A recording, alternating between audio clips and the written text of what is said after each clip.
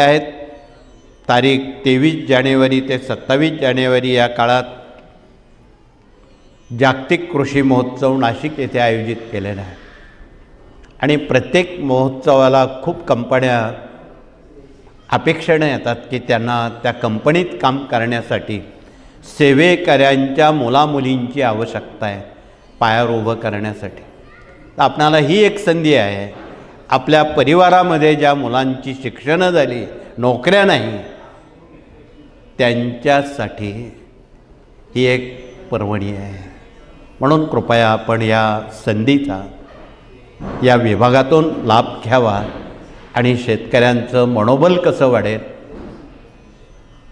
त्यांना त्यांच्या बांधावर जाऊन शेतीविषयक, मातीविषयक, पाण्याविषयक, पिकाविषयक कसं मार्गदर्शन करता येईल. कारण खरीप तर गेलेलं आहे, रब्बीची गॅरंटी नाही.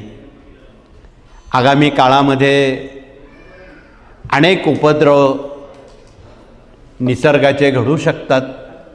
आसमानी सुलतानी संकटांचा सामना करावा लागतो. म्हणून आगामी काळामध्ये भूकंप, त्सुनामी, तिसरं महायुद्ध या सगळ्या गोष्टी वाढून ठेवलेल्या आहेत.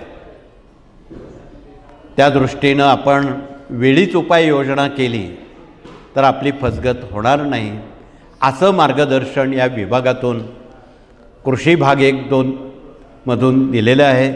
म्हणून आपण कृपया ग्रंथ वाचले तर संत समजतील, संत समजले तर भगवंताकडे जाता येईल.